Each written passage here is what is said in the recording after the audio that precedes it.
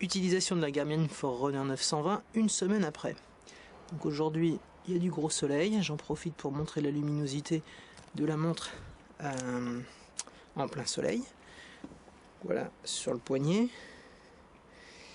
Et si je la détache, donc voilà notre montre. Au bout d'une semaine, la luminosité, on peut se rendre compte que effectivement quand on est en plein soleil, bah finalement ça se passe plutôt pas mal. Il y a un peu de réverbération, mais ça c'est valable à toute montre. Si j'appuie pour sortir du mode veille, bon, ça éclaire pas davantage. Donc là l'idée aujourd'hui ça va être de montrer des fonctionnalités supplémentaires, comme par exemple comment paramétrer le fractionné, soit via la montre, soit via le site. Comment également paramétrer les différentes composantes lorsque l'on choisit une activité, comme par exemple ici le running. Donc moi je l'ai un petit peu paramétré par rapport à l'autre fois et je montrerai comment faire pour avoir différentes fenêtres, différents affichages. En fait moi j'ai fait 3, 2, 1 et là c'est l'heure. Voilà, donc le plus simple ça va être de représenter ça au fur et à mesure, progressivement, sur une vidéo beaucoup plus courte que la première, parce que là ça sera vraiment quelques fonctionnalités qui n'ont pas été abordées ou pas suffisamment lors de la première vidéo. Je suis à l'intérieur maintenant, ça sera peut-être un petit peu plus lisible. Ma montre telle qu'elle est au bout d'une semaine, là ça fait déjà 7 jours que j'ai réalisé la première vidéo, je ne l'ai pas rechargée depuis, ça signifie qu'en fait votre batterie, elle était à quoi, 80, 75, 80% la dernière fois, là on est légèrement en dessous de 50, peut-être 30. Ça signifie que l'autonomie est pas mal. Je précise que j'ai supprimé juste les notifications, également que je n'ai pas mis le live track, que je n'ai pas vraiment utilisé le GPS très régulièrement, sauf quand je fais des séances de running. Mais quand bien même, je l'utilise 24 heures sur 24, même la nuit, pour vérifier un petit peu mon sommeil et puis enregistrer quelques données comme ça. Alors donc, au bout d'une semaine, j'ai aussi changé ce chiffre-là, puisque comme j'ai marché davantage que ce qu'il me préconisait, naturellement il l'augmente au fur et à mesure, ou diminuerait si je faisais pas assez. Là on est le midi, puisque l'heure nous dit qu'il est 12h26, et vous voyez j'ai déjà fait mes 7300 pages, j'ai tout simplement fait mes achats de Noël, et cet après-midi je ferai une séance au soleil, pour le coup, de natation en grand bassin. Mais comme je l'avais déjà montré, il n'y a pas forcément plus d'intérêt que je montre comment ça se passe par la suite. Là l'intérêt c'était plus de montrer comment on pouvait paramétrer notre moniteur, enfin pas notre moniteur, pardon, notre affichage, c'est-à-dire ça. Alors là, pardon, je vais revenir à ma première... et là, ici on s'aperçoit qu'il y a différents affichages. On peut en créer, je crois que c'est 8 maximum, là j'en suis à 3, 4, 5. Ça c'est le Virtual Partner, donc la dernière fois je savais pas trop à quoi ça correspondait. Ça veut simplement dire qu'on a un espèce de coach qui va essayer de nous calculer, tout est paramétrable hein, ce que je montre là, y compris le nombre de fenêtres fractionnées. Là il y en a une donc, l'heure, là il y en a 2, j'ai choisi le temps écoulé, le training effect. Ici il y en a 3, le pourcentage de la fréquence cardiaque maximale, sachant que ça c'est vous qui l'enregistrez, en BPM, jusqu'à combien vous montez, l'allure moyenne, et puis l'oscillation verticale. Pour moi c'est vraiment très peu important, c'est pour ça que je l'ai mis en 3e position. Par contre, ça qui est pour moi le plus utile, c'est mon allure. Et ça je l'ai changé parce qu'avant j'avais mis la cadence, donc c'était en pas par minute, et honnêtement les pas par minute c'est pas que je m'en tamponne, mais c'est pas forcément le plus utile pour moi.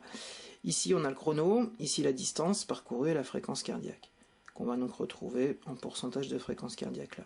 Donc tout ça c'est paramétrable je disais, et pour le montrer on va tout simplement faire écran de données. On choisit l'écran 1, combien de dispositions on veut, 4 champs, 3 champs, plusieurs...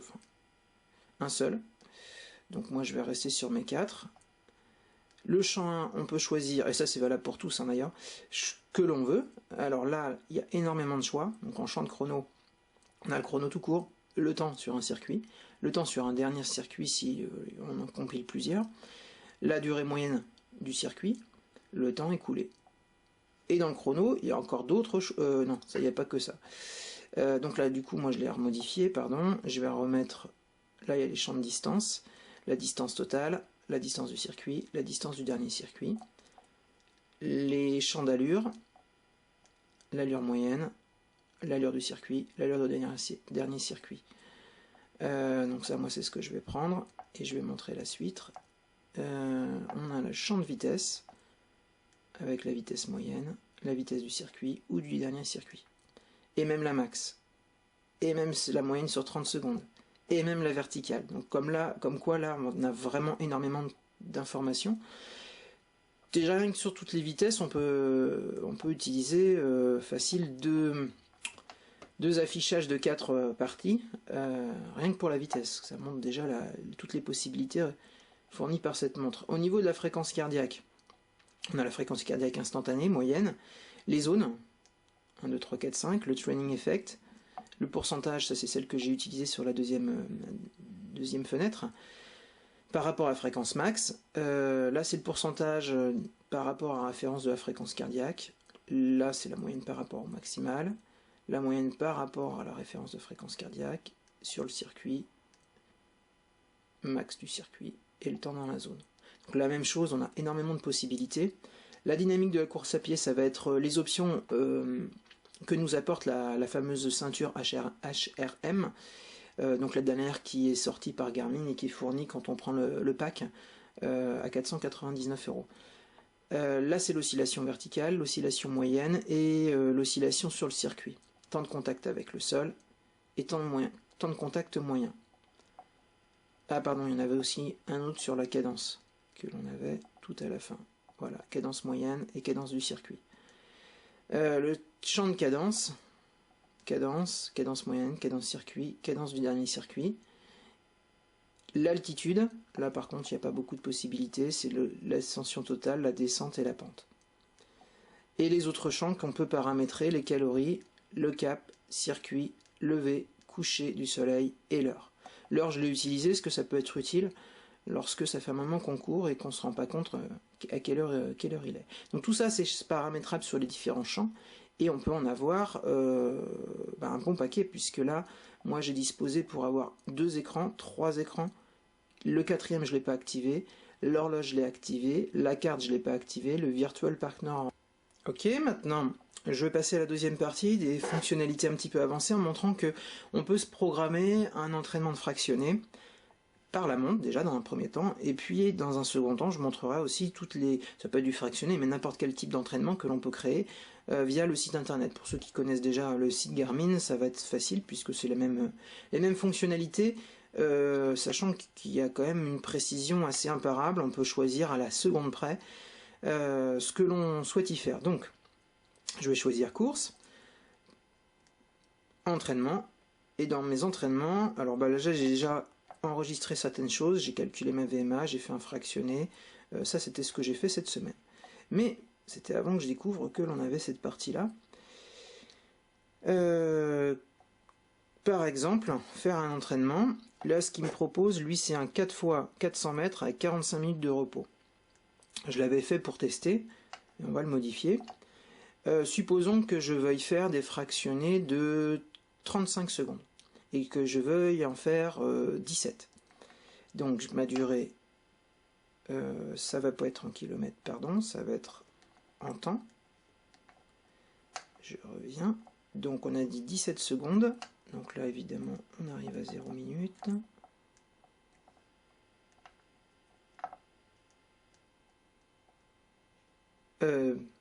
Qu'est-ce que je disais? 35 secondes, pardon. Ok pour le temps. Un repos plus court que ça. Donc, je choisis. Là c'est par 5 par contre, on ne peut pas choisir à 41 secondes. Je vais mettre soit autant, soit moins. Je vais mettre un petit peu moins, 30 secondes de récup. Donc là on est bien partant. Et on va choisir de le répéter. J'ai dit tout à l'heure 17-18 fois, quoi. On peut choisir vraiment. Et si on souhaite davantage, on peut. Hein, je m'arrête à 20 par exemple. Évidemment, on va se mettre un échauffement avant, ça peut être pas mal. Et puis des étirements, ce qui serait très très bien également. Voilà ce que j'ai paramétré. Après, j'ai plus qu'à faire l'entraînement. Il va donc me dire que je dois m'échauffer jusqu'à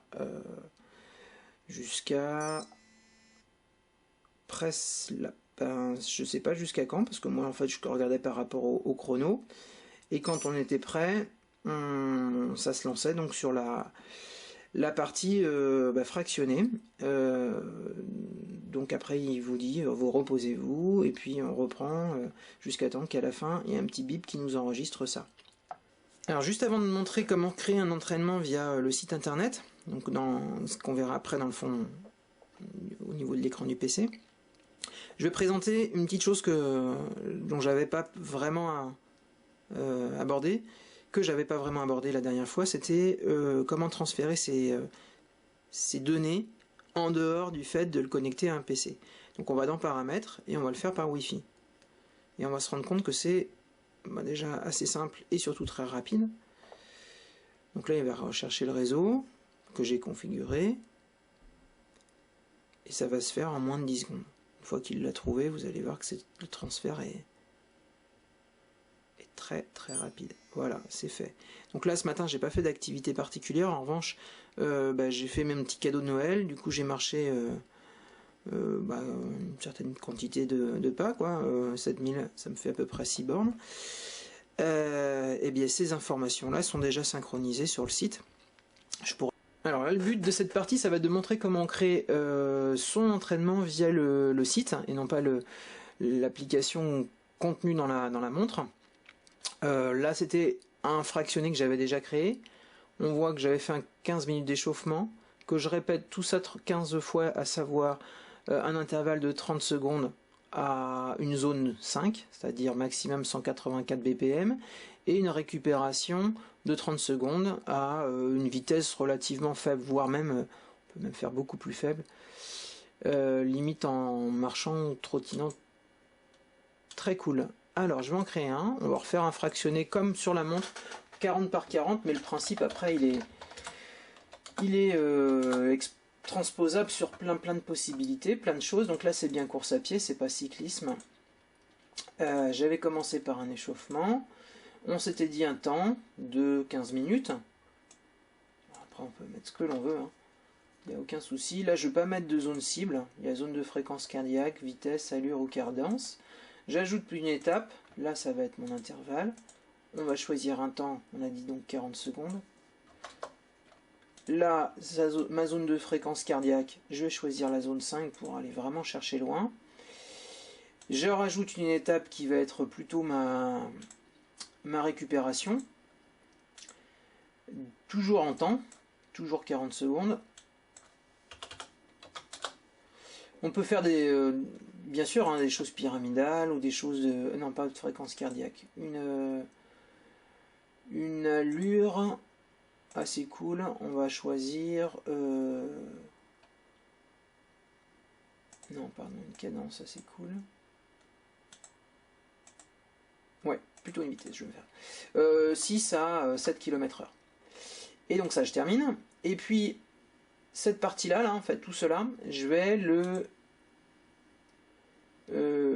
faire une répétition. Mince, c'était ici, autant pour moi. J'ai ajouté une répétition. Donc ça, je vais le répéter 20 fois, pour faire comme dans la... Et on peut les faire glisser là-dedans. Donc c'est ce que je vais faire. Mon intervalle, je le fais glisser. Ma récupération, je la fais glisser. Et puis, je vais terminer par ce que je n'avais pas fait pour l'autre. Un repos d'un certain temps. 5 minutes. Ou 10 minutes, peu importe. Pas de cible. Et puis un étirement. Voilà, c'est vraiment pour être maniaque des parties saccadées sur la montre. Et donc là j'ai un échauffement, mon fractionné 20 fois, mon repos et mon étirement. J'enregistre ça et il va donc s'appeler fractionné 40 par 40. Voilà, c'est quand même assez simple. J'ai plus après qu'à le transférer via ma montre. Donc là, même principe que que tout à l'heure, je vais faire envoyer à la montre, mais pour cela, il faut que je me connecte via le Wi-Fi. Et ça va être aussi rapide que le transfert inverse. Pour terminer, un petit mot sur les fonctionnalités assez nouvelles de cette montre-là, c'est qu'elle a une plateforme qui s'appelle le iQ Connect, ou Connect Actu, et c'est à destination des développeurs, pour pouvoir avoir des nouvelles fonctionnalités par la suite. Donc comme on peut voir, elle aura probablement des fonds d'écran qui seront créés. On peut avoir des widgets, ça sera à mon avis plutôt sur son téléphone portable, pour savoir par exemple le temps, pour avoir des éléments en rapport avec le GPS. Des petites applications supplémentaires, ça existe chez Suunto, Garmin s'y met aussi. Donc pour ça, ils donnent accès à beaucoup d'éléments, comme on peut voir là. Ils auront accès à l'accéléromètre, au capteur ANT+, au GPS. Donc l'idée, c'est d'avoir quelque chose d'assez évolutif via la communauté des développeurs. Donc je trouve que c'est plutôt pas mal. Ça montre que non seulement Garmin suit son produit via son site et puis ses mises à jour, mais également propose de la diversité de la création